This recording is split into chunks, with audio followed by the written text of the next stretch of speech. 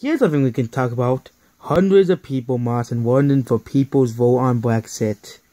Because democracy, what people want, what people really want. Hundreds of protesters opposed to Britain's apparent exit from the EU, which keeps getting delayed by freaking Theresa May. March, which she didn't even get elected, she just got into power because of Brexit. Marched through central London this Saturday, demanding a new referendum and have a say on the government's final Brexit deal with the EU. Sorry, but that Brexit thing was democratic. 52% of people voted yes, so that was a democratic vote. You can't just try to abolish democracy unless you want to be because the EU is an authoritarian, evil state that will control what you can and can't do. It's better for the Britain to leave the EU than to stay in the EU. But young voters have read the people's vote march. Of course, it's always millennials. It's always millennials. Always millennials. In London's Parliament Square, where supporters say they are attracted to 700,000 protesters, 5 from across the country, 5 from other EU states themselves. BBC News reports the Metropolitan Police said they were not able to estimate the size of the crowd. Organizers say that another public vote is needed because the facts about we need to stay in the EU because EU is so great that about 150, which we all know this is all probably paid by George Soros anyways. Buses marches poured into British capital from all across the country. Police did not provide a attendance estimate, was clear that the only options at the table now from Prime Minister had a bad Brexit deal or no deal whatsoever. Oh yeah, Sadiq Khan, of course he joined. He wants to keep these terrorists in the country. That's why they want to ban everything. They'll probably ban your wife as well. Thus saying you can't even live anymore. You have to live in a hut by yourself, and it'll be all because of Sadiq Khan and Theresa May. Khan said Saturday's protest was a march for the future. What future? The future of Britain not becoming like Syria, like Iraq. Yay! That's what the future. That's what future he wants. For young Britain, including those too young to vote in Britain's 2016 Brexit referendum, when those favored leaving the EU were narrowed by 52%, which was democracy, people voted to get out of the EU because the EU is evil. The march also had support from members of MPs who were on a fresh vote. The mayor from the opposition Labour Party has BBC Blackmore calls on a fresh referendum so people can have a say on whether they can accept Theresa May's Brexit deal, which we all know about Theresa May. She doesn't even know how to negotiate a deal with the EU at all.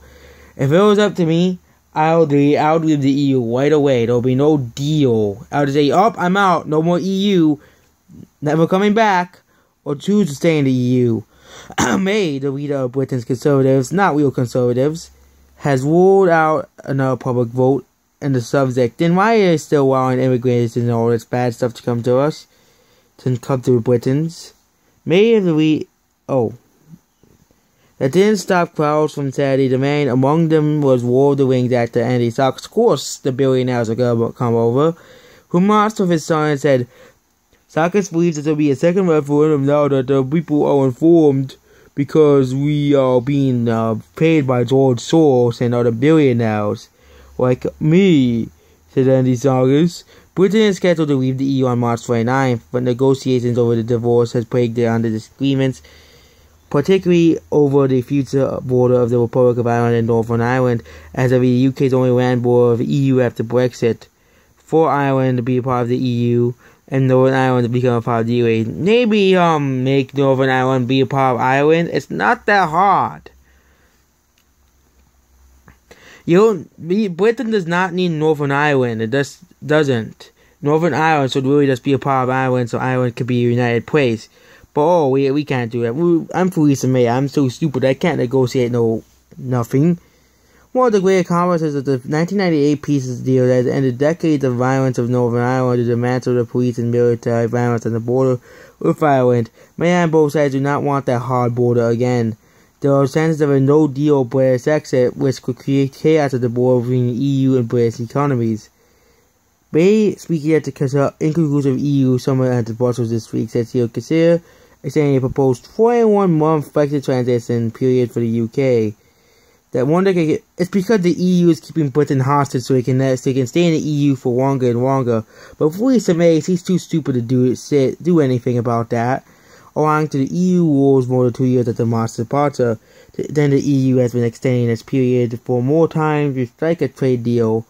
And so the Irish border remains friction-free. Pro-Brexit politicians in Britain, however, decided to attempt to blind the country of the bloc immediately. This week's fresh chaos and confusion over the Brexit negotiation has exposed how even the best deal is not now available will be a bad one for Britain, said Andrew Horris to the Weibo, because you guys don't know how to negotiate a deal. These politicians think they're so great, but they're not. Member of the House of Lords, voters neither forget or forgive if lawmakers allow this visible Brexit to proceed without people giving it the final say. People always given the final say. It was in the 2016 referendum. Decided the millennials are so brainwashed they want to stay in the EU so badly. What's so great about the EU? They want to censor your speech, they want to ban memes, and they want to ban everything else that you like and love.